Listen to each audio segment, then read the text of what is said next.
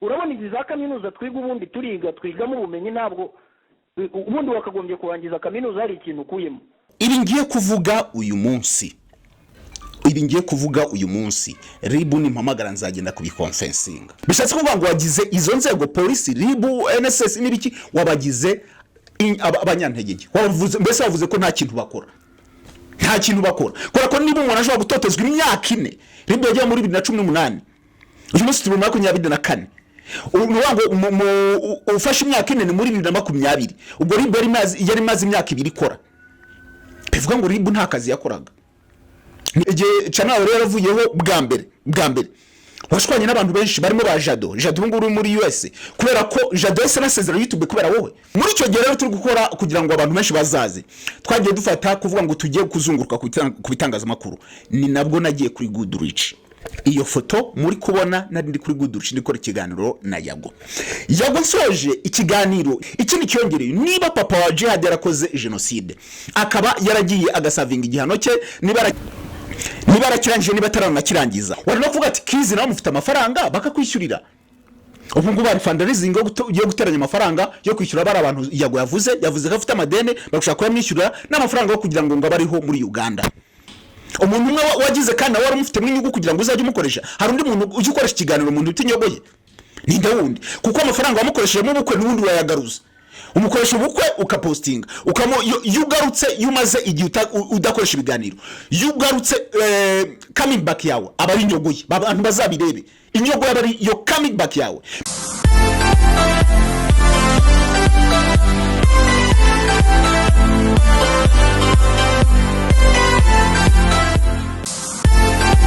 Reka rero mbifurize ibihe byiza mwese mukomeje kugenda mubana na Kame Official. Uyu munsi turi ku cyumweru, no munsi navuga ngo kumbuga nkoranyambaga hari gutwika, hari gushya, hari kuba ibintu byinshi cyane mu bijyanye n'ibintu bita showbiz iyo mu gihugu cyacu cy'u Rwanda, mu gihugu cyacu dukunda. Ariko ikintu cyakomeje kubabaza abantu, cyakomeje kugenda kiza mu mitwe y'abantu benshi, nuko ibintu biri kuva muri showbiz bikaza navuga ngo mu cyitwa amateka y'igihugu cyacu, bikaza mu cyitwa icyo umuntu yakwita nk'amateka.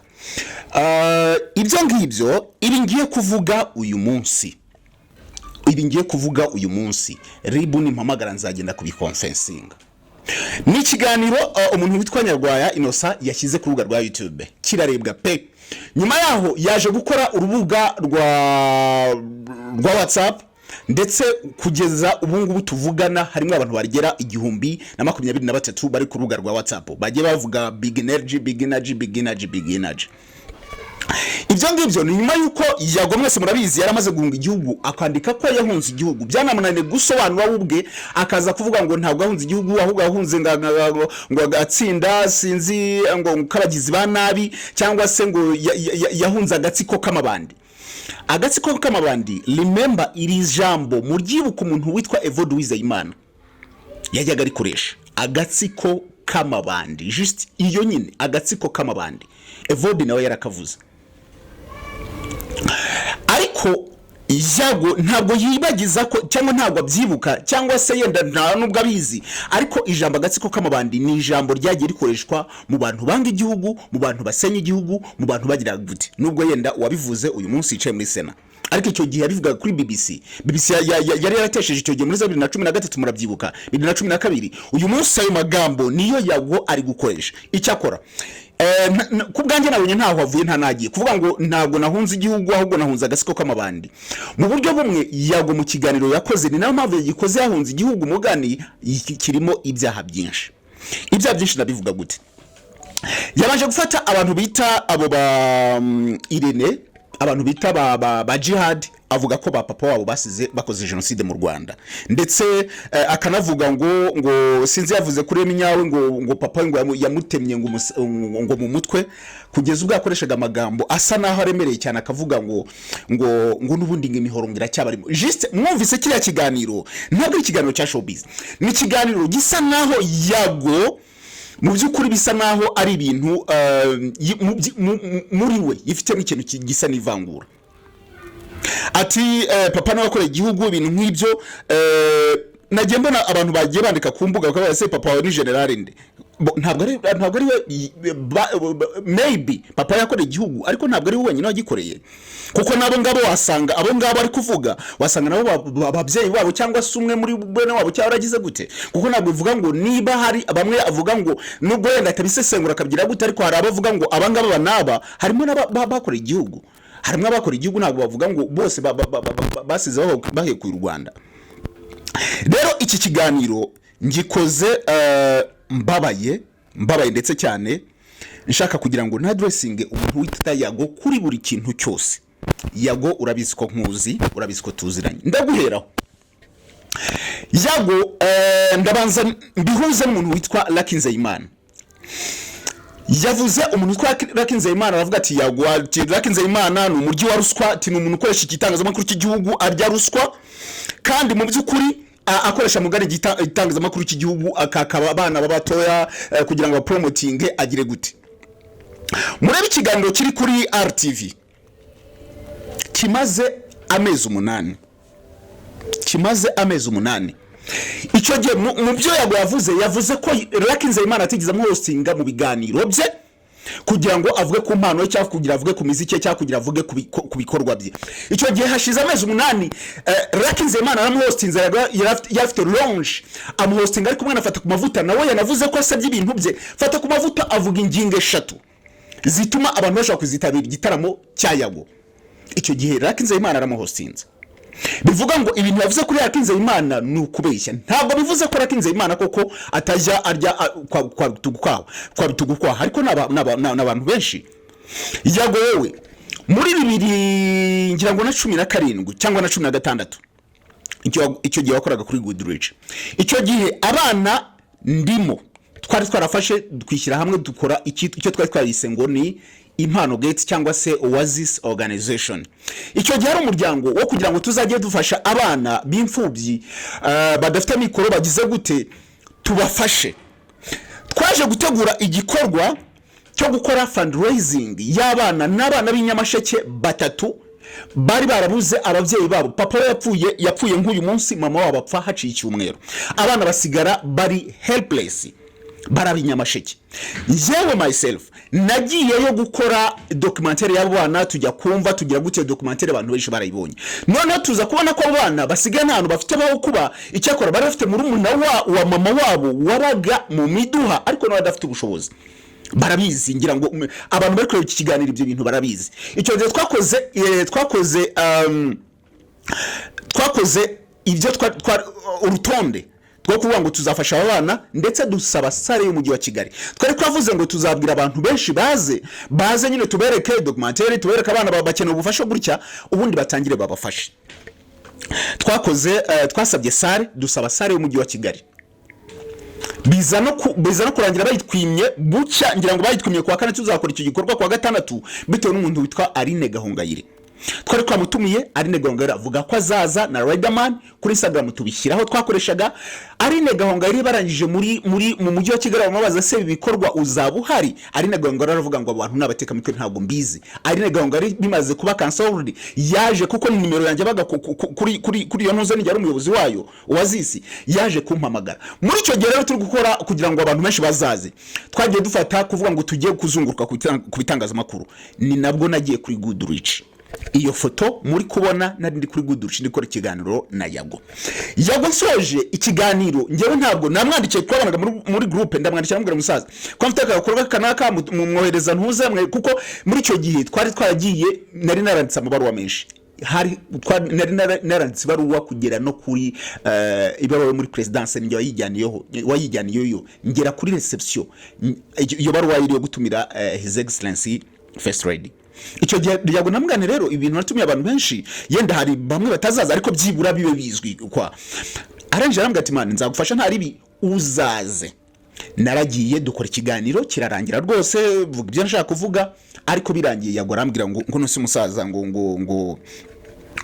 ntaga fantasy ndambwira man se turi gufa kuko ni fundraising urabona ko natwe turi kwishakisha nta mafaranga n'ubu ngubu nagati cyabari ibibazo. Yago yahise ambwira ngo icyo kiganiro ntabwo ari gishyire ku mbuga zabo bahise ururike cyarangiye cyaciye kuri televiziyo ariko nari ntegereje ko banakira no ku mbuga n'iki kugira ngo nyine abantu bakirebe ahita ambwira ngo ntabwo icyo kiganiro bagishyiraho koko nta nubwo bagishyizeho urabyibuka umutipe wabaga uri kudica ngira ngo yitwa Turatsinze cyangwa Shimi ayo mazina hagati aho ngaho ndanakubaza si musaza wamfashe arambwira ngo uriya mujama uburi ko utwa turi gukorana abazi ko bampaye amafaranga ngo birasaba ko byibura ngo umpe 10,000 ngo ubundi bari kumpa 20 ngo kumpa 10,000 byiwe ndambwira ati musaza ameze nabi icyakora ndaza kohereza 3 ngeze mu rugo nakoresha note ya 3 you know it nyuma yaho nayiga naguhamagara umusaza wadufashe akambwira ati mana wapi warampe mukiye n'iki kubera ko icyo gihe nabuze amafaranga 7,000 byo kukompleta ngo nguhe 10,000 so yuvuze ngo rakiza y'Imana ngo arya amafaranga nawe warabikoze ubwo ngiye ndi kubivuga ari ngewe hari nabandi babikoze rakiza y'Imana we nawe ngira ngo icyo gihe nawe twamusabye aratubwira ngo tuze mwohereza abantu nohereje abantu babiri umukobwa witwa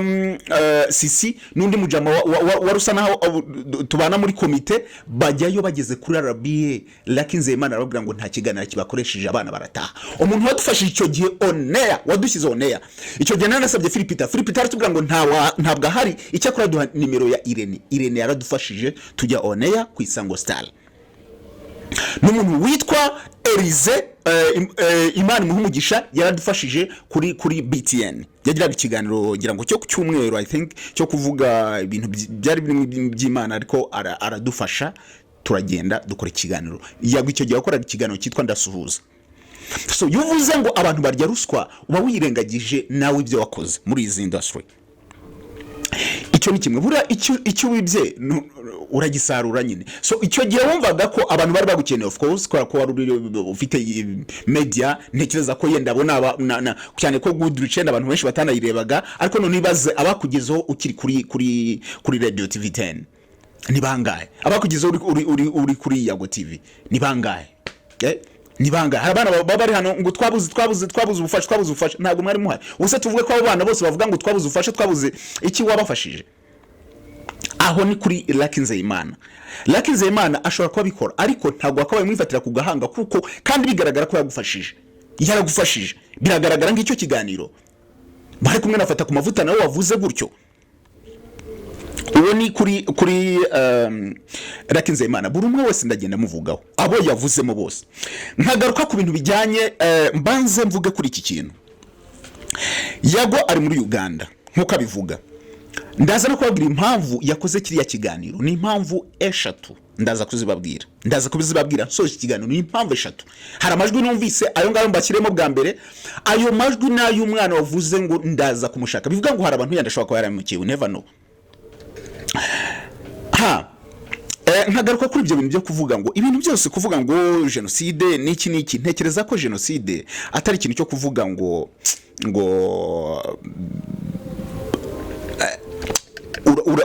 uravanga n'ibi bintu byacu wavuze kuri Brian uvuga ko Brian yihakanye ababyeyi basimbizi yenda avuga ko ise yiyahuye ibyo simbizi ariko ntekereza ko muri ibi bintu tuba turimo bya showbiz ntabwo ari byiza niba umuntu yakwatatse ntekereza ko umwataka nkawe ntabwo ntekereza ko mu bantu bose bakoze ba DJ Brian hari umuntu ugeze yataka umubyeyi wa Yago hari umuntu ugeze yataka mama wa Yago ntekereza ko ntawe bakwatakaga personally nta muntu ugeze yataka ababyeyi so ntekereza ko muri ibintu turimo bya industry byo kuvuga ngo ni showbiz ababyeyi b'abantu ntabwo baba barabatumye muri ibyo ntabwo baba banabizi ibyo murimo ntabwo babazi niba muri mu mutingani muri kugira gute ntekereza ko bakabaye bashyira ku ruhande ikindi cyongereye niba papa wa Jihad yarakoze genocide akaba yaragiye agasavinga igihano cye niba arakirangije niba ataranakirangiza ibyo ngibyo u Rwanda tuzi ko icyaha bavuga ngo icyaha ni gatozi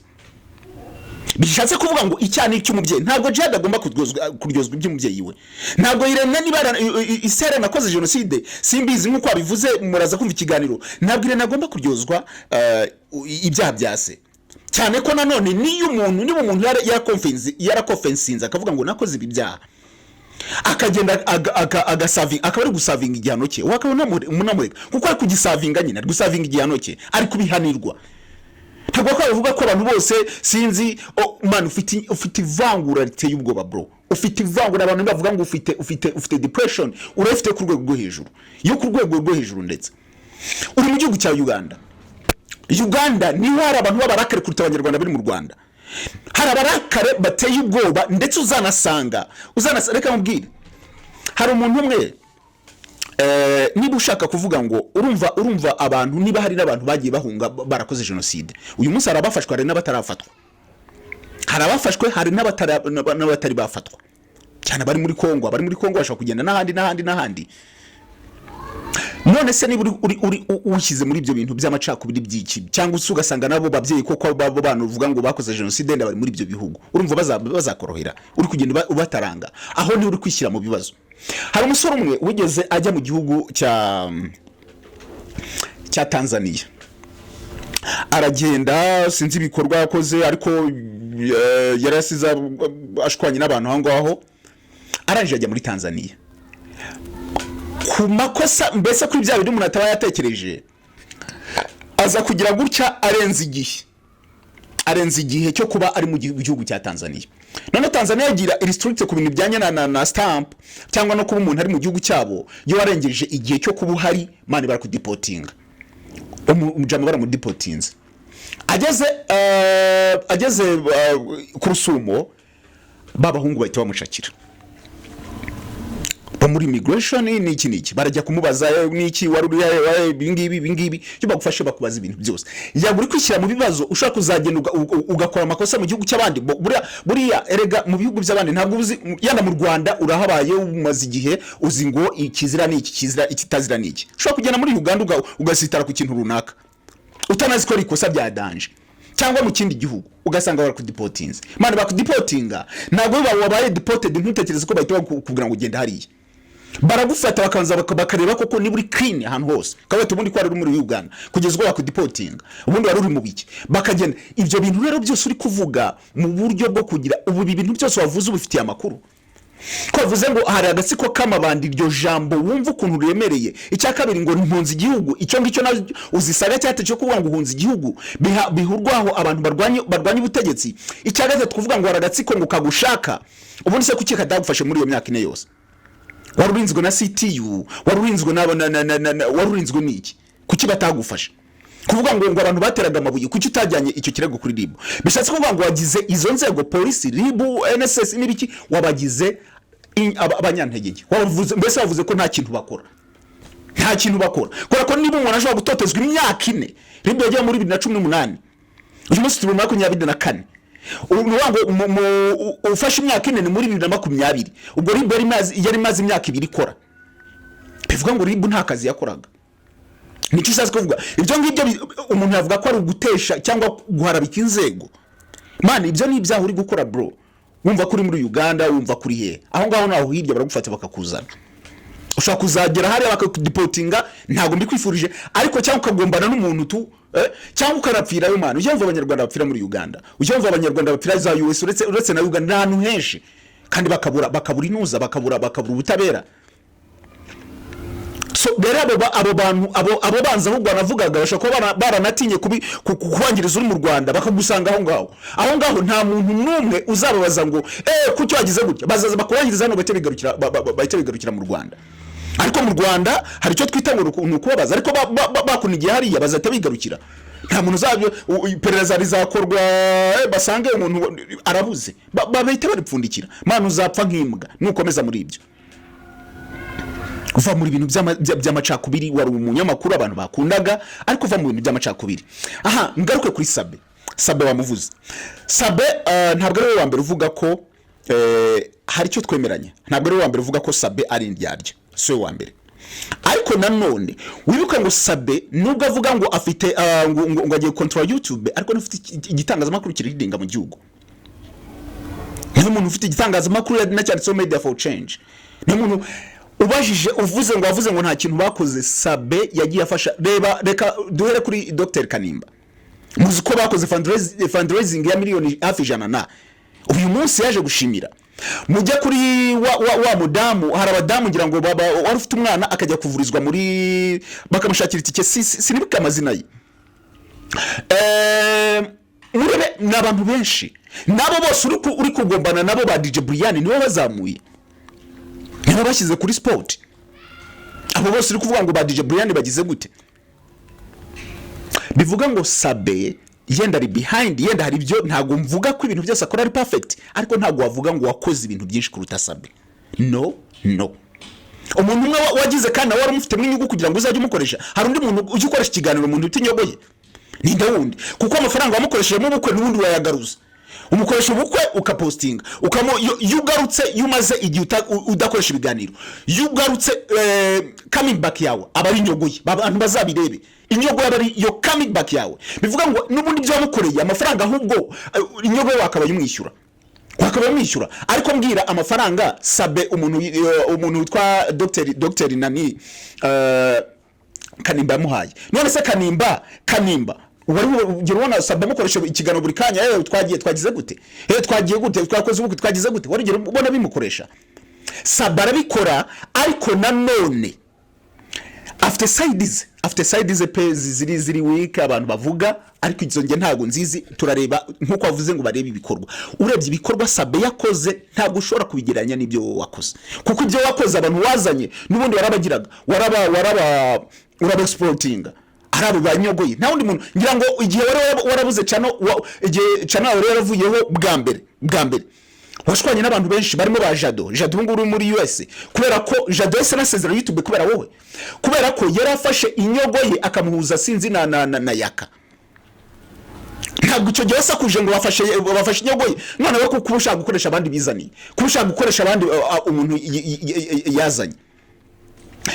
Ngiri kuri Sabe, wavuze ngo Sabe yafashe ikiganiro cyawe ngo wagomba gukoresha Titi Brown avuye muri gereza ngo ahita mwishyura.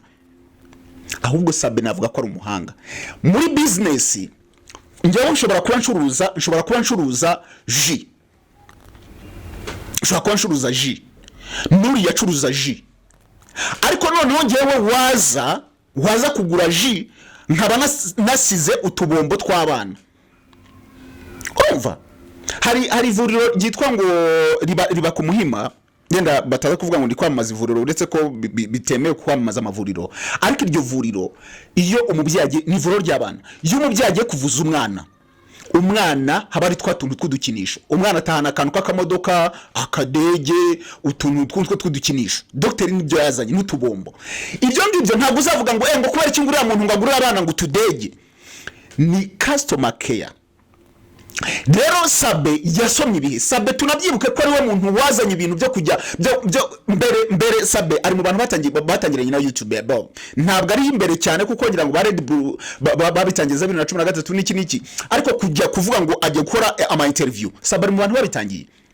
Ndavuga ku giti cyabo, uvanemo ibinyamakuru uvuge uvanemo igihe uvanemo, ndavuga ku giti cyabo. Sabe yakoraga iriya channel ye yitwaga ngira ngo ni amakuru iki, bakoraga ibiganiro bya recording. None babonye ko ibyo biganiro bya recording ko ba breaking inkuru zivanze neza politike n'iki babona ibyo bintu bitazagira mu gihe bari baze gufunga bari abasore ba iwacu. Sabe nibwo yaje gusoma ibihe, aravuga ati byari byose ibintu by'inkuru za politike ushaka kuzagira, kandi koko ari gusoma abantu ba mbere bamaze kubafunga. Aravuga ati reka mbivemo, ahita kuraho content zose. Sabe yatangiye kujya kuri ikiganiro cya mbere gikoresheje umuntu witwa uriya mukobwa w'umuhanzi Oda Pasi. Niwe muntu yakoresha ikiganiro cya mbere cyo kugira ngo bakore ibintu by'ama interview. Icyo gihe aramaze kuva muri ibyo bintu, so aravuga ati reka abantu uzajye mbashyira kuri kamera mbavugisha. So niwe muntu wa mbere. Sabe niwe inspirinze abantu benshi kujya kuvuga ngo bakore ibiganiro, tubyemere. Rero Sabe nk'umuntu n'ubundi warebye kure, n'ubundi ntabwo niba yaradutanze kureba kure kuvuga ngo atangize ibiganiro, ntabwo byari gitangaza kongera kureba kure ngo azajye yishyura abantu. Kubera atangiye kuvuga ati rero abo bantu amacano yabaye menshi, icyo gihe yenda yakoraga ari wenyine, abata amacano yabaye menshi, abantu benshi baba bakeneye umuntu agatereba umuntu akamwishyura. Ni uburyo bumwe gukora business kugira ngo wunguke urashora. Niba wowe utarashoraga Sabe agashora, ntabwo ntekereza ko wabimuziza. Wataka ngabo bajya gutanga ibiganiro, kuko niba nanjye niba ugiye kumpa ikiganiro umuntu akambwira ati ikiganiro cyawe ndakigura, si ubucuruzi se nawe ugiye kugicuruza, narebo uriya kuko wendaza ngiguhe nta kintu uri bumpe, ariko uriya ndakimuhama amafaranga. Ntabwo rero narenganya Titi Brown, kubera ko Titi Brown yaravuye muri gereza, yarakeneye amafaranga yo kwisana. So niba utaramuhaga ayo ngabo wamuhaye muri gereza uzababaza ubuzima babamo, ayo ngabo yakoreshe muri gereza. Ni n'ikibazo ahubwo kuba warafashije umuntu ukagenda ubitaranga, ngo amaye ingumbi none sura byicuza ivyo ubuse tuvuga ko abamufashe bose baze kuri kamera bavuga ngo twamufashe twagize gute aho yarageze ntabwo arakeneye ibyagereza wamufashe ibyagereza wagomba kumufasha n'icyo gihe rero Sabe yasomye ibiravuga cy'umupeti akeneye amafaranga yo kwisana agahita amuha amafaranga yaramwishyuye nyiri ikiganiro yakiguze ntabwo rero Sabe ari kosa nawe wari ufite amafaranga agomba kugura ikiganiro Sabe rero ntabwo niba ari umushoramari ushora mu biganiro nuko iyo business ari mazi gusoma ibihe ngewe ntabwo mbona ikosa rya Sabe kandi nanone niba umuntu amubwira ngo ntuzajye gutanga ikiganiro kwa Yago nuko impamvu kwa Yago nta nyungu abona inyungu kwa Sabe niba nanjye ubwira ati ntuzajye gutanga ikiganiro kwa Sabe nzajya nkwishyura buri kwezi nanjye nabikora ninde utabikora rero ntugakemenga abantu wowe wagize weaknesses mu kazi kawe aho gukumva ko abantu bagomba kugukorera ntabwo wamenye guplaninga ikibuga cyawe uvuga ati byari byose aho tugeze none ntabwo bikiri byo guhamagara umuntu ngo ukoresha ikiganiro birimo no kwishyura wishyure kuko urafata amafaranga yose niba wakora miliyoni 2 ukazibikira wenyine Sabe niba akoresheje 3 agatanga mwimwe ejo azakorera 5 atange mwe 2 ejo akorera 10 atange mwe 5 nuko business kora akurya za 2 uri wenyine uzakomeza urya 2 ariko Sabe azavuga ati ngewe ndi kurya 5 reka ntange mwe 2 ejo azawuzunguka 7 atange mwe 3 ejo yunguka 10 atange mwe azaba ari kuzamuka popularity de amafaranga tuwa ikinyamakuru cye kikabyimba uyu munsi niyo mpamvu ari umuntu mu binyamakuru bitangiye vuba navuga ngo bikora inkuru za hosting zo guhostinga ari we muntu wagize miliyoni niwe muntu wayigize kubera ko nyine ari afite tactics ntabwo ndi kuvugira Yago kubera ntabwo ndi kuvugira Sabe kubera ko afite nawe weaknesses z'abantu benshi bavuga arazifite ariko kuri cyo ngicyo ntabwo numva ko wakwitwaza abantu ugiye gute so wavuze kuba hanze buriya abantu yabo muhanze abantu bakora industry barabizi ba mu bintu by'umuziki iyo usabye umuntu korabo arakubwira ngo cyane cyane n'urugero wandikiye umuhanzi ukomeye yenda wandikiye nka umuhanzi ukomeye yani amwe ati ngiye nitwa kanaka arakubwira ngo ahita areba ese ukurikirwa n'abantu bangahe ese indirimbo zazigira views zingahe ese wakoze korabo n'abantu bangahe ese concert yawe yitabirwa n'abantu bangahe abo bahanzi uri kuvuga niwe bagiye batuma abantu bakuyoboka kuko ataza kugira ngo uvuge uri buka ikiganiro niwe wenyine wa breakinze kira kiganiro muri ku mukecuru wavuze ngo abakobwa bafite ubushyuhe ngo mu majyepfo icyo kiganiro ni wowe wajyanye na Bruce Melody mu modoka mujya koresha ikiganiro mukecuru kira kiganiro cyara kuboostinze kimaze kukuboostinga abantu benshi kuko niba nabonye ahantu Bruce Melody yakoze interview nanjye navuga tuye mu Jamaica mushake afite izina kuko nibo ashobora guhostinga Bruce Melody ndumva ari bya danger abo bahanzi uri gutuka abo ba Chris Easy ba Bruce Melody bande nibo bakugize uburiwe bro ntago rero abagize abo baribo kuko asanze Melody asanzwe akora n'uyu munsi utari kuhostinga bari gukora n'uyu munsi utari guhostinga Chris Easy bari gukora ngira ngo arabyeme ko Chris Easy afite amahiti menshi bari gukora bari no gutwika ahubwo nibo bakugize uwo uri we kuko niba hostinze abantu gahostinga Easy gahostinga Melody gahostinga kanaka babandi mazina byimbye nibyo byatumye uburiwe ntabwo akavuga ngo warabafashije muri icyo gihe muri covid yego warabafashije ariko nabo icyo gihe wabafashaga amafaranga bisa naho baguhaye ndavuga ko baguhaye kubera iki kora ko muri covid wabahaga amafaranga bakuye kuri YouTube kandi YouTube abantu bakurebaga kuko akoresha ibiganiro byabo nabandi hostingaga muri za ntuze warabahostinga uko nabavugisha n'ubundi ni amafaranga baguhaga nge ntabwo naca ku ruhande rw'ibya Melody muri ibi bintu cyane cyane kuri YouTube umuntu uguye ikiganiro yaba umunyamakuru ukoresha ikiganiro n'umuntu utanga ikiganiro uwo baremera cyane n'umuntu ukoresha ikiganiro navuga ko ari umunyamakuru kubera ko wowe cya kiganiro ukoresheje umuntu uraje ukoresheje umuntu yenda afite impano ati dusanze umwana ari kugira gutya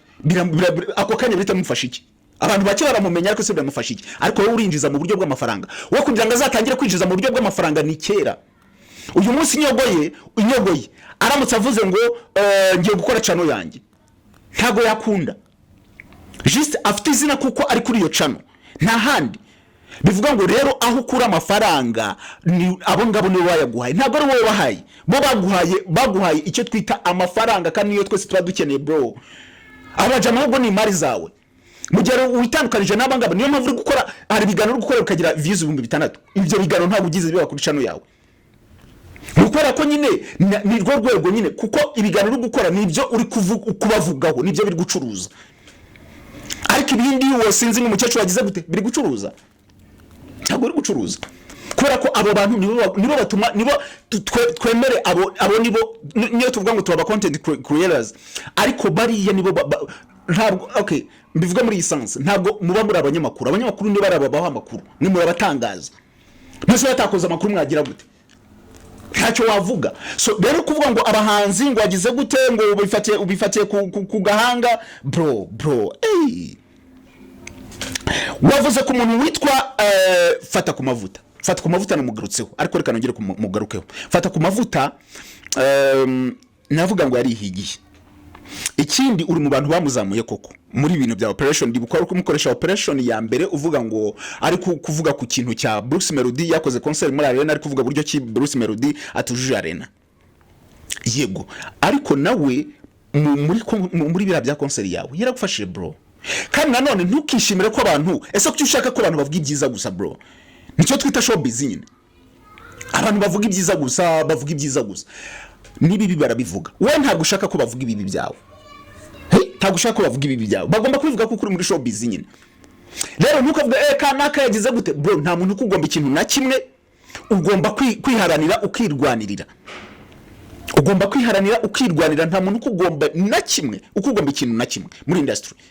nta muntu n'umwe ukugomba ikintu na kimwe niba utakoze indirimbo ngo bayangishije abantu hari umuntu waje kumbwira ngo ntujye ahubwo ntekereza ko no kukuvuga kuriya bituma ahubwo bizamuka niyo bavuze ngo yagwaze kuri aririmba nabi man ni ahubwo nabo batuma ubona views naho umuntu avuze ngo kanaka aririmba nabi mitanjya kureba reka njye kumva muja muri aririmba nabi yo si views mba nguhayeze nubwo nje kureba kuri aririmba nabi njye ninkonfirmira niba bavuze ngo aririmba nabi aratekira no mu mutwe ngo uririmba nabi cyangwa ahubwo birakonfirmwa nuko nsanze ko kuririmba nabi ahubwo nuko ibintu byawe nta bro wishizemo abantu kandi bizakugora ahubwo uri kwijyana mu ntambwe mbi cyane bro biri kwijyana mu ntambwe mbi cyane ugera ku muntu witwa Philipita ntabwo nahakana ko muri industry bamvuga nabi yaba ku bintu bya gita kiri kwisango yaba kuki Philipita agitangira Philipita 250 ariyo baje kwita The Choice icyo gihe yaratangiye ngira ngo arafite aba subscribers 10 Peter urabyibuka icyo gihe nakoraga kuri Authentic icyo gihe nakoraga n'umujama witwa Isa Peter ahamagara Isa aramugatura mupeti wamuma yakazajya inkuru za gospel Peter ndagenda duhurira mu isoko bya Nyarugenge Peter turahagarara uri kumbwira ngo bro ngo urumva ngo uyu munsi ngo ninjye usigara muri vibe ngo kuva nani uyu muniga nkunda no kumwibagirwa muri guru US wanaje gukora ngo concert ngo ari Sudi ya aravuga ati kuva bari Sudi bagenda nabakarangura abana baraguye nabande nabawugeziwe so urabona nijyo sigaye so icyo gihe ya YouTube ntago abantu barasobanukirwa arambwira ngo rero ngo nukuzajya ngo muhe inkuru izo za gospel twakoraga kuri Authentic kuri ko ninjye wajyaga kuri tele nyine inkuru za gospel nzifite akambwira ngo uzajye muha ama interview ngo noneho ngo azajya nanjye ashyira mu kigano cya Sunday night none ari karambwira ngo urumva ngo ndambwira none se ubuzanyuma kamera nyine ngo yangu uzajya ngo wikosha ndambwira nyine uzajya umpa ku mafaranga ngo yangu urumva se ngo amafaranga uri bw'ibintu ngo ntago bihemba ngo kugira ngo umuntu azamure gusanga abone ko n'umuntu ngo aza kwamaza ngo imyenda ngo nta mafaranga arimo kuva icyo gihe nisaha ngira ngo umwaka ushize namubwiye Peter wampaye akaganira mari ko ari umujama nshaka ko azajya umfashiriza arambwira ngo rega ngo ntago byishyura niko yambwiye n'uyu munsi chat zenda zifite Peter so Peter rero ku kintu cyo gukunda amafaranga na giti ibyo byo reka tubyemere ko bihari ariko nanone Peter kuvuga ngo wahishe shene yari umuntu uri kugesinga nk'abandi bose ko kuvuga ngo shene ngo bayikuyeho gutese byigeze sabe byamubayeho rimwe ngira ngo icyo gihe aravuga ngo abantu ngo bamugize nawe ayikuraho ngira ngo ariko kuvuga ngo kiragiye Peter avuze ngo shene wari wayihishe kubera iki shene yo wayihishe mu bantu babibona yo wayihishe usacinga izina hari ukuntu witwa hide your channel kuko channel wamaze igihe uravuga ngo warabanje uravuga ngo sinzi ngo bayiteye ibitero ngo bagiye kwikuraho then urangije urayihidinga kuyihidinga no ubwa wayihidingiye kuko nyine warongera nayigarura wayihidinze yego kugira ngo ukemure ibyo bibazo hari igihe ufite nka strike nk'ebyiri udakeneye ko abantu bagutera strike ya gatatu ukavuga ati channel reka mbe myibitse kuko yibitse ntago bagutera strike nyine channel ibitari ku murongo nta nubwo bayibona kugira ngo wirinde ko bagutera strike ya gatatu so Peter ari kuvuga ngo hari ibibazo ufite wakuyeho channel yavugaga ko ari wowe wayikuye kuri YouTube ntabwo yavuze ko nta bibazo ifite kuko ntabwo ari kumara ukwezi udakora nta bibazo ufite ahubwo yavuze ko ari wowe wayikuye kuri YouTube wayihidinze abantu bazajya bamenya ukuri kw'ibi bintu yago ntabwo mwanga nta nuwo ngira icyo nanga ariko tuye tumenye ukuri kuvuga ngo man kwinjira muri group ukabona abantu uri kuvuga ngo bazane ibi by'abantu bazane ngo channel z'abandi ngo bazigende bazikorana subscribe muzanaga yakanaka ama Instagram y'abandi ngo wajyo none se kuvuga ngo bakwangishije abantu bakabari by'iri gukora ntabwo ntekereza uravuga ngo ni ikiza none se ikiza uri kuvuga ni ikihe ngo barwanira ikiza bakavuga ngo aba basaza bakoze ibingibi ahubwo ukanabigisha niba barakuvuza ibi barashatse ibi ukavuga ati mana aba basaza bagiye bakora ibi abajene bakoze ibingibi kugira ngo nabo babone isomo bavuga ati mana uriya mujene yagiye tuvuga neza reka natwe tugire gute ariko nta muntu yo nta mukwaha nta uri kubarutira mwese murangana niba barabikoze uretse ko bo ntaki kuko ntabwo uzigera wumva Irene ariko yasamye ari kuvuga ngo yago ntabwo uzigera wasama wumva Sabe yasamye ari kuvuga gutya ntabwo uzigera wana Peter yasamye ntabwo abo bose uvuga ahubwo ni wewe uzamuka hejuru ukavuga abo bantu niyo mpamvu umuntu aranibaza man ikigano nge nacyumvise cyose cy'amasaha 22 bro nta muntu numwe muri industry ugukunda kuko nta muntu numwe ba elementi bande none ugeze kuri kizi none se kizi ni gute ariko wabarikiye umuntu akakwima indirimbo bivuga ngo hari utuntu tutagenze neza ntago kuki abantu bose ari we muhita mushwana abo mukoranye bose wakoranye na kizi ukorana na element ukorana nabo basani bose abanyamakuru none kuki ari we wahubwo mu mushwana bishatse kuvuga ngo abantu bakwiye no kureba akagatse ariko uyu muntu ushwana n'abantu bose we kuki abantu bose bashwana nibarane naninywe tuvuga ko unaniranye na Sabi birashoboka unaniranye na Chita birashoboka unaniranye na Irene birashoboka na Philipite na Raki na fata ku mavuta abantu bose mani muri industry abahanzi bose nta muntu numwe muvugana neza aba influencers bose mani uri too much bro uri too much bro kuko ntabwo bavuga ngo abantu bose barakwanga mani nta muntu numwe ugukunda nje nacyumvise ndigaragura tavuga ati umusaza abantu bose man bose nje numvise nari ntegereje kumva muri kira kiganiro ntegereje kumva iyicarubozo buryo bavuze iyicarubozo man muzajye mureka no gukomplika ibintu yo bavuze iyicarubozo kwicurubozo mu kwica nyine mbese ni bya bindi umuntu agukorera ushobora no kwerekana nategereje kumva numva nko kuri Bruce Melody wavuze ngo ikintu wavuze kuri Bruce Melody gusa ngo nuko ngo wabwiye ngo watera nkunga ngo narebye ibintu wavuze kuri Bruce Melody uravuga ngo man hari wavuze ubusa bituvuga ngo wavuze ubusa vuga ko wavuze ubusa kuvuga ngo umusani ngo wabwiye abantu ngo ntibagutera inkunga ngo kuba ko ngabaga ngo uramujama ngo uramujene yishwe n'urumugi Melody aje buri kigo ntakigwayo ntunatekereze ko niba yago niba waranize nge birancanga bro umuntu gutera inkunga nta muntu numwe w'umunyarwanda ufite kampani mu Rwanda y'amafaranga yo gutera inyoni umuntu wese utera inkunga ikintu runaka nuko abategereje feedback ntabwo nubona Melody wamuteye inkunga nubona Israel mbonye ntabwo amafaranga ari ay'ubuntu bro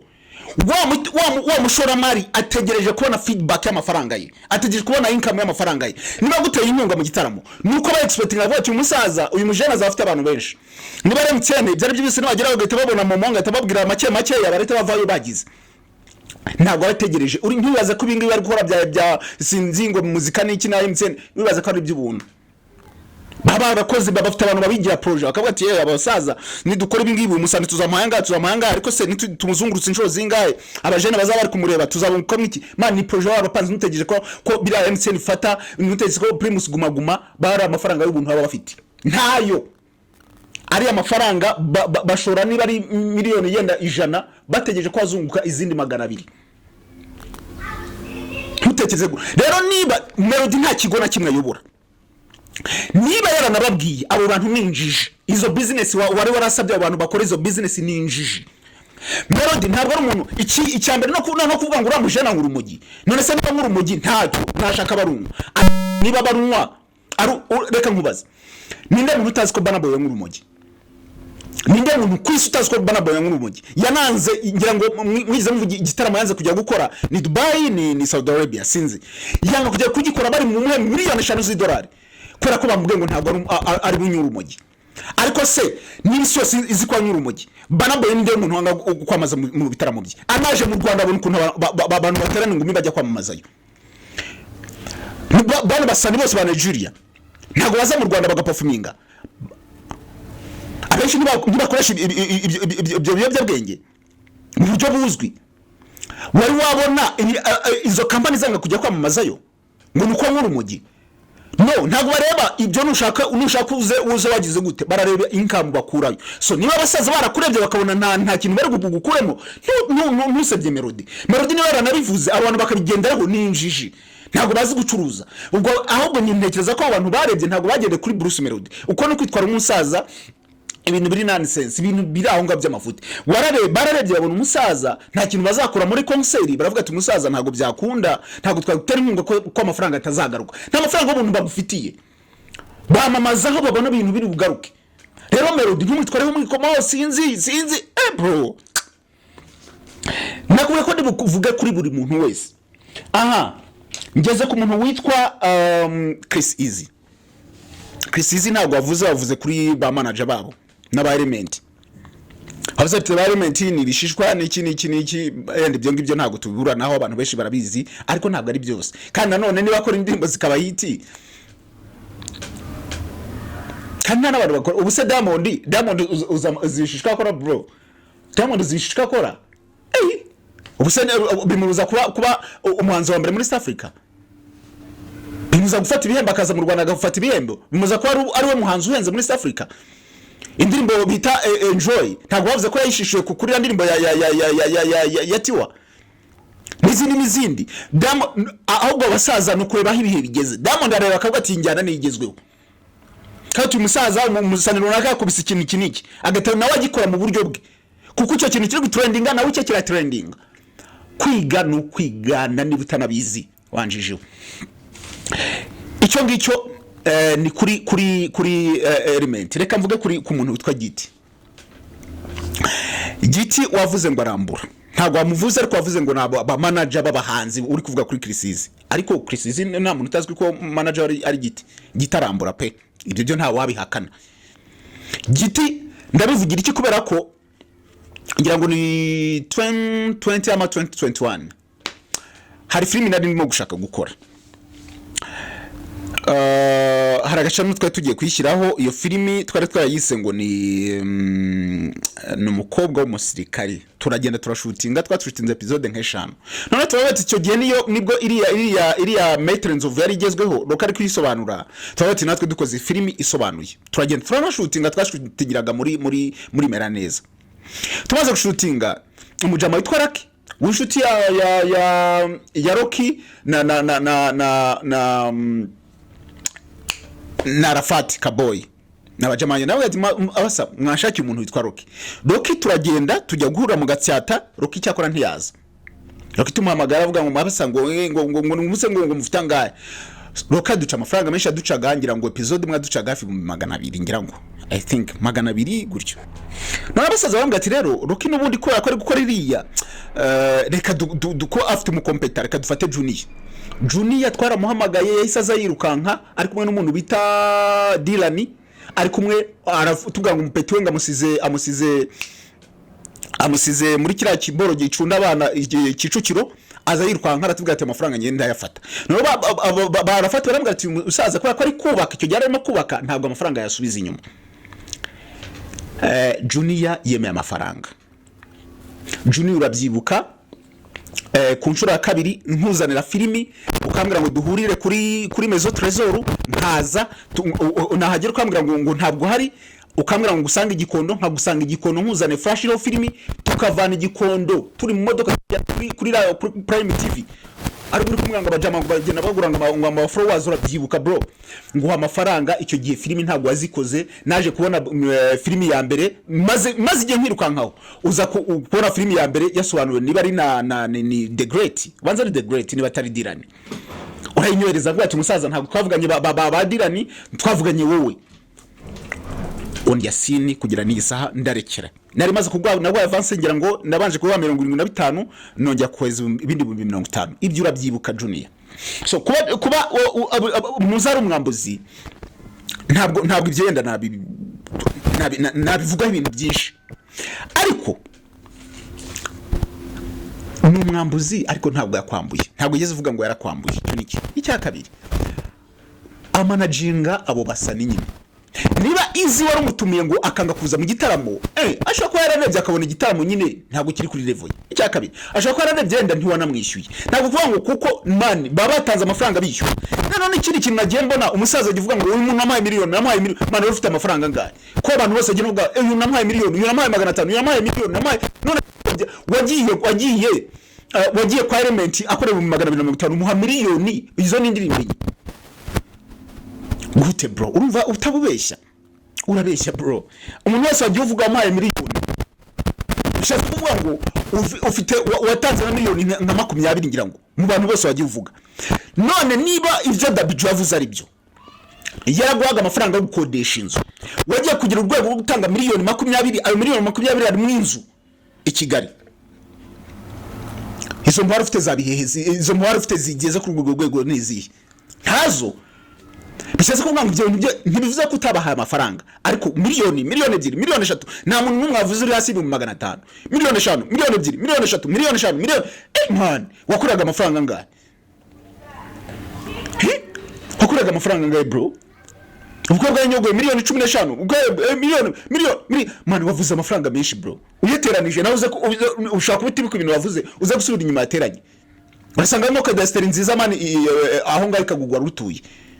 ukodesha niba ibyo bavuga ari byo urasanga harimo kadasteri nziza ntabwo ari kuri man miliyoni 3 miliyoni 5 miliyoni 2 yago man too much bro aha rero ngere kuri iki kintu abo wavuzeho bose ntekereza ko uwo ntagize ni Irene Irene yarakoraga Irene icyo ntekereza yapushinzwe cyane no kumanaginga abahanzi ariko nanone Irene ari hiringa bro Irene ni umunyamakuru uzi kubaza Irene ikintu arusha yagoreka ngo ikintu Irene akurusha Irene ni wa muntu gukubara kugeza ubwo nibyo wahishe imyaka 5 bimubwira arakubaza akakwisirita agawe mari kugeza ubwo agukura mu magambo icyo arakikurusha ikindi kintu umurusha yagukintuzi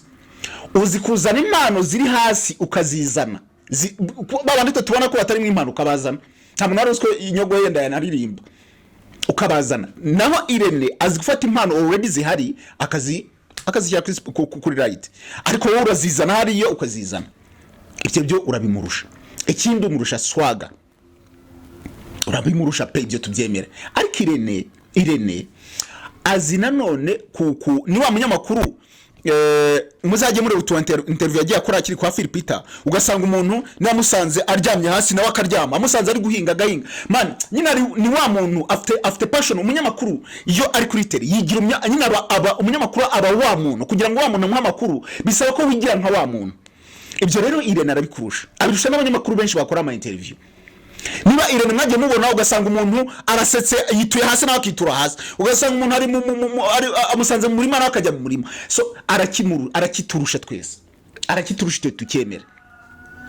Irene rero niba yaraje uri kuva mu gakino kuko abantu bijya muri za ntege nke zawe bro kuko umuntu witwa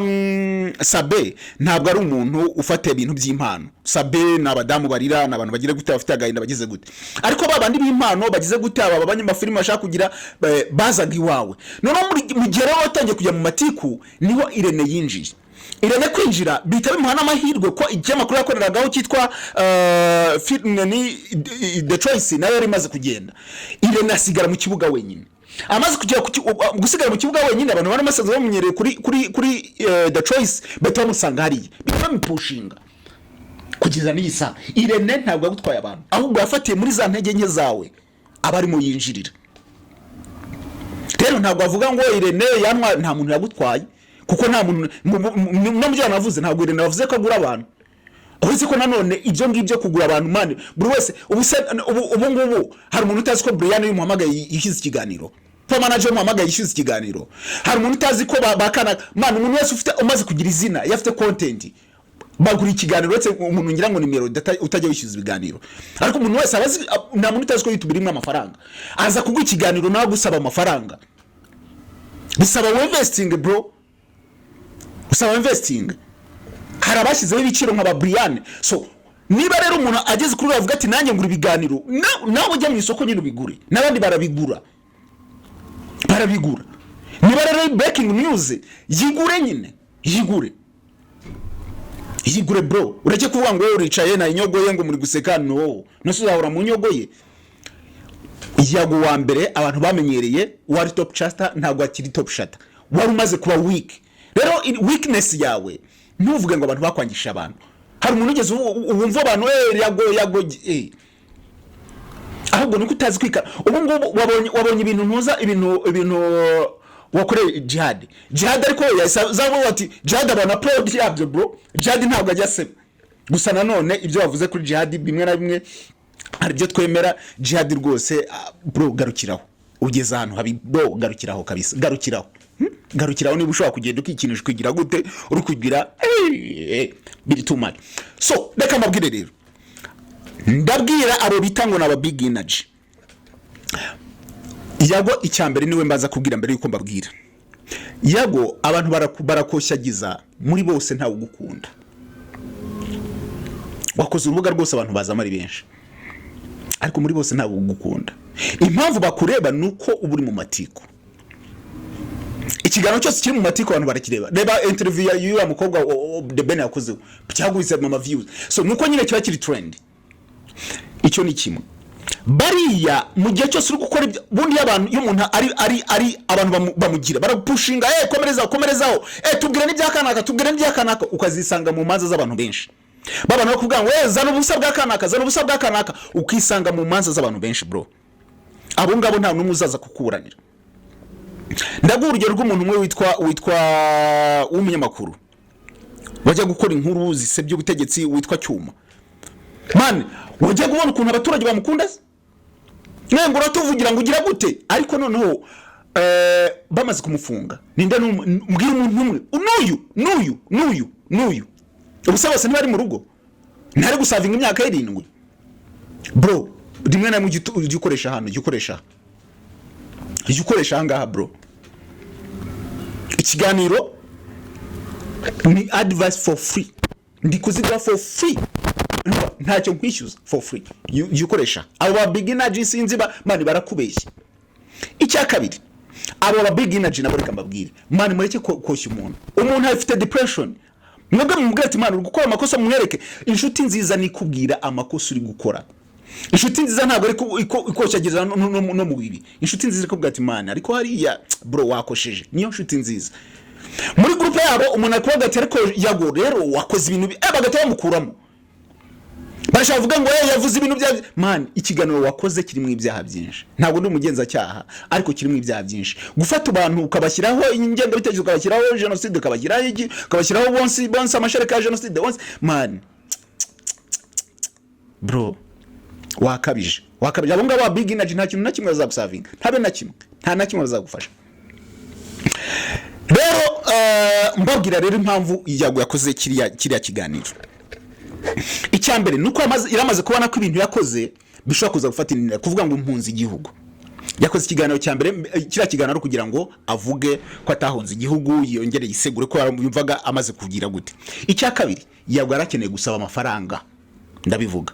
Yago yavuze abantu yagiye amafaranga amaze kugira ahantu aravuga ngo hari abantu mfite amafaranga ntarishyura ariko ndi gushaka uburyo kinzishyura. Mu yandi magambo yarashatse kubwira aba big energy ati mu by'ukuri mfite ibibazo naranahunze kugira ngo wumve ko ubabwira ubuzima bwanjye urumva ngiye kujya muri location nshyashya mugomba kumfasha ariko mukarampa n'amafaranga yo kwishyura barabajene abantu bafite indirimbo wari no kuvuga ati kizi nawe mufite amafaranga bakakwishyurira.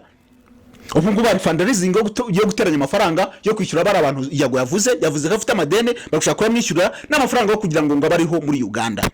Ikintu wari ufite M ya mbere yari gusaba amafaranga muri mu buryo buri indirect. None group ayikoreye iki ngo babwire iki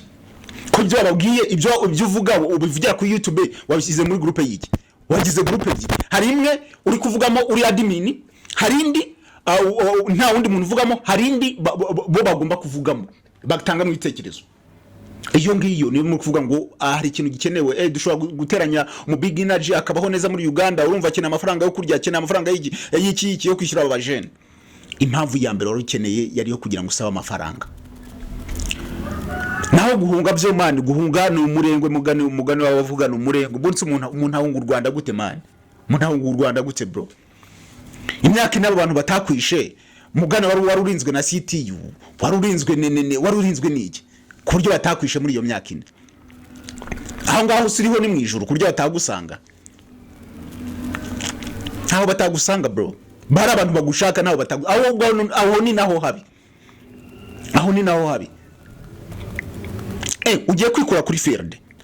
abantu abo bafashaga bari mu Rwanda baguhanuza urakora iki kwa ugiye kuvuga ngo ugiye ku muzigo ku bantu bazajya bagwa amafaranga hendi kwa muri Uganda nabuze amafaranga kugira gute nige mumfashe kora ko nyine nturi gukora uzakora guteze man iki buriya reka mbwira abantu bakora ibintu by'ama interview akazi kanyu kare mu Rwanda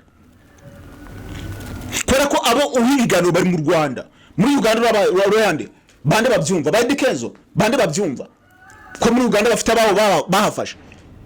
urafata abantu nkabangaye bakora ibyigana man ibingibi nibyo bari kugura big energy ibingibi birashyuha mu minsi cyumweru kimwe nta muntu uzaba ukikuvugisha bro reka ubugoryi garuka mu Rwanda ukora akazi no kuvuga ngo nzazanga ibi byarakemutse kuwa kuvuga ngo ibi byarakemutse ngo nudashyira ibingibi ngo sinzagaruka ugende. Nasi igihe cyose utakoreshaga interview abahanzi ntibatwikaga uyu munsi bari mu makonseri bari kuzunguruka umunsi bari gutwika indirimbo zikubita ama views bro. Reka ubugoryi ikiganiro nagikoze kugira ngo na addressing abantu aba big energy sinzi n'abaki Yago yafasha kibumbira mu kantu kakane mani mukurikire muzi ibyo mukurikira. Umuntu afite depression umuntu afite ibibazo binakomeye bigiye kugira ari kwishyira mu bibazo n'inzego ubu muri ribo harimo ibirego byatangiye kugeramo abantu batangiye kumurega ko bashinje ingenga bitekerezo icyo cyaha man icyo cyaha bo wivugisha ngo genocide ukayifata nk'ikintu kiri aho ngaho uyifata mu bubishya mu bintu binanisense. Ndabashimiye amazina yanjye ni Chris Kame reka tubane mu bantu bakunda ibiganiro dukora mushobora kuzajya mu abave ntabwo cyari kiganiro cyari kwa addressing mushobora gukanda subscribe mukakora share n'iki kugira ngo dukomeze tubane mu biganiro byacu ciao